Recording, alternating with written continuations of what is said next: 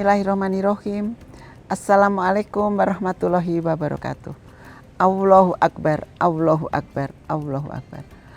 Alhamdulillah, alhamdulillahirabbil alamin. Asyhadu alla ilaha illallah wa asyhadu anna Muhammadur Rasulullah. Wassalatu wassalamu ala asrofil anbiya'i wal mursalin wa ala alihi washabihi ajmain. Amma ba'du. Marilah kita panjatkan puji dan puja syukur kehadirat Allah Subhanahu wa taala yang telah melimpahkan rahmat dan hidayahnya kepada kita semua sehingga kita bisa berjumpa kembali para pemirsa. Salawat serta salam kita sampaikan kepada junjungan Nabi kita Muhammad Sallallahu Alaihi Wasallam yang senantiasa kita nantikan syafaatnya hingga yaumil kiamah. Pemirsa yang dirahmati Allah, bayangkan ada seorang raja yang sangat berkuasa dan sangat penyayang.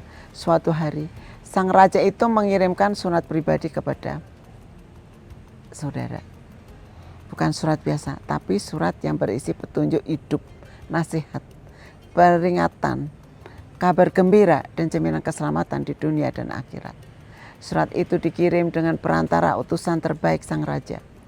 Surat itu ditulis dengan bahasa yang indah, penuh nikmat, dan tidak ada satupun kesalahan di dalamnya. Bagaimana? Apa yang kalian lakukan apabila menerima surat itu?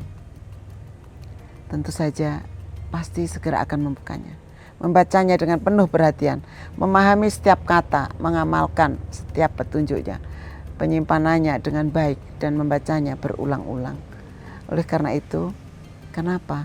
Karena itu adalah surat dari raja. Surat itu ada, surat itu dari raja, di segala raja. Surat itu dari Allah Subhanahu wa taala, pencipta langit dan bumi.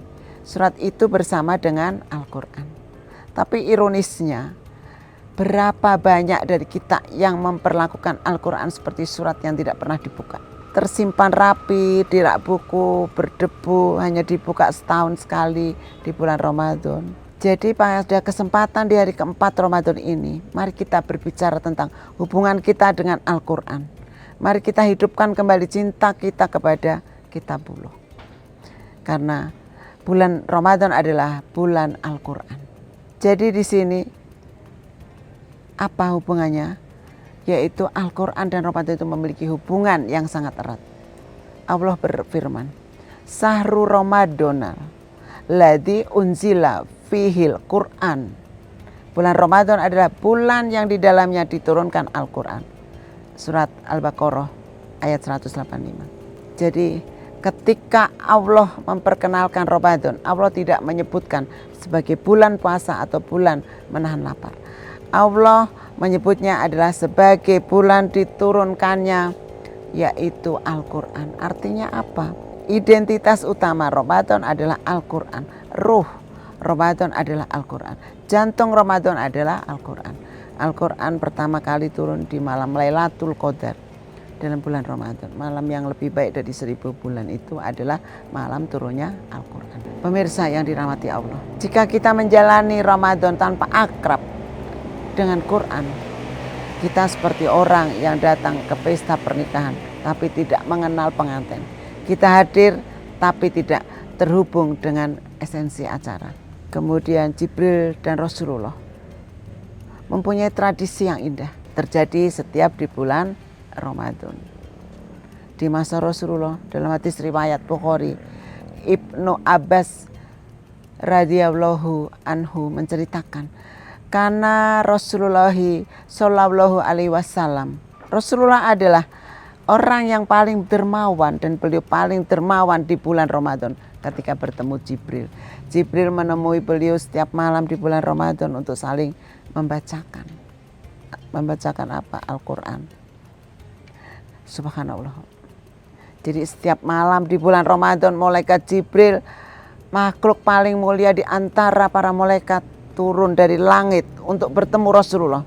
Dan apa yang mereka lakukan? Bukan membahas urusan dunia, bukan membicarakan politik, tapi saling membicarakan tentang apa yang ada di dalam tafsir Al-Quran itu. Juga saling membacakan Al-Quran. Jibril membacakan, Rasulullah menyimak. Rasulullah membacakan, Jibril menyimak. Bergantian setiap malam selama sebulan penuh. Bahkan di tahun terakhir kehidupan Rasulullah, tradisi ini dilakukan 2 kali Seolah-olah Jibril ingin memastikan bahwa Al-Quran benar-benar terjaga sebelum Rasulullah wafat. Jika Rasulullah yang sudah dijamin masuk surga, yang sudah sempurna imannya, masih meluangkan waktu setiap malam Ramadan untuk tadarus Al-Quran. Bagaimana dengan kita, hadirin yang dimuliakan oleh Allah? Ada sebuah ayat yang sangat menggetarkan.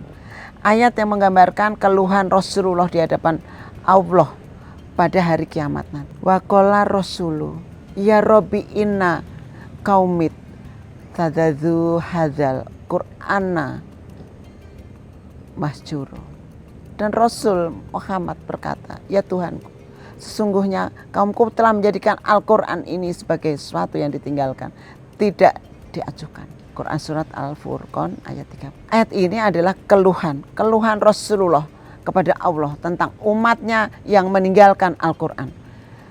Kata masjuro dalam ayat ini bermakna ditinggalkan, diabaikan, tidak diajukan, diperlakukan seperti barang yang tidak penting. Peran ulama menjelaskan bahwa meninggalkan Al-Quran bisa dalam berbagai bentuk. Pertama, meninggalkan tilawahnya, tidak membaca sama sekali atau jarang bacanya. Kedua, meninggalkan tadaburnya, membaca tetapi tidak merenungkan maknanya. Ketiga, memahami tetapi tidak mengamalkan. Yang keempat, meninggalkan tahkimnya, tidak menjadikannya hakim dalam kehidupan. Yang kelima apa? Yaitu meninggalkan pengobatannya, tidak menjadikan obat untuk penyakit hati. Pemirsa yang dirahmati Allah, coba kita introspeksi, dalam bentuk apa kita telah meninggalkan Al-Quran. Sekarang kita, apa keutamaan agung itu dalam membaca Al-Quran? Agar semangat kita semakin berkorbar untuk membaca Al-Quran, ada beberapa keutamaan. Yang pertama, setiap huruf bernilai 10 kebaikan. Rasulullah SAW bersabda, barang siapa membaca satu huruf dari kitabullah, maka baginya satu kebaikan, dan satu kebaikan itu dilipat gandakan menjadi 10. Atau tidak mengatakan alif dalam mim, itu adalah satu huruf. Tetapi alif satu huruf, lam satu huruf, dan mim satu huruf. Subhanallah, coba kita hitung. Alif lam mim saja sudah bernilai 30 kebaikan. Bismillahirrohmanirrohim yang terdiri dari 19 huruf bernilai 190 kebaikan. Surat Al-Fatihah yang pendek saja bernilai ribuan kebaikan. Dan ini di hari biasa, di bulan Ramadan pahalanya dilipat gandakan lagi berkali-kali lipat. Kedua, Al-Quran akan menjadi syafaat. Rasulullah bersabda, bacalah Al-Quran karena itu akan datang pada hari kiamat sebagai pemberi syafaat bagi orang yang membacanya. Jadi di hari kiamat nanti, ketika semua orang sibuk dengan urusan sendiri, Al-Quran akan datang membela orang-orang yang rajin membacanya. Al-Quran akan berkata kepada Allah, ya Rob, izinkan aku memberi syafaat untuk orang ini.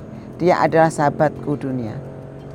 Pemirsa yang dirahmati Allah, pembaca Al-Quran itu selalu bersama dengan malaikat. Rasulullah SAW bersabda, orang yang mahir membaca Al-Quran akan bersama para malaikat yang mulia lagi taat. Sedangkan orang yang membaca Al-Quran dengan berbata-bata dan merasa kesulitan baginya 2 pahala.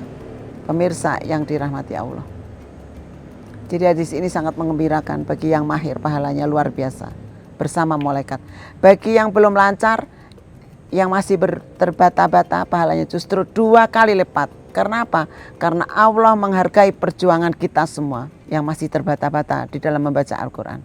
Jadi tidak ada alasan untuk tidak membaca Al-Quran, baik yang mahir ataupun tidak, ataupun sudah lancar sekali, ataupun terbata-bata, semuanya menjadi pahala besar. Kemudian yang keempat adalah orang tua diberi mahkota. Rasulullah SAW bersabda, barang siapa membaca Al-Quran dan mengamalkan isinya, maka pada hari kiamat kedua orang tuanya akan dipakaikan mahkota yang cahayanya lebih indah dari cahaya matahari. Itu pemirsa yang dapat saya sampaikan. Semoga bermanfaat bagi kita semua. Akhirul kalam. Subhanallahumma wa bihamdika asyhadu alla ilaha illa anta astaghfiruka wa atubu ilaik. Wabillahil muwaffiq ila aqwamit thoriq. Wassalamualaikum warahmatullahi wabarakatuh.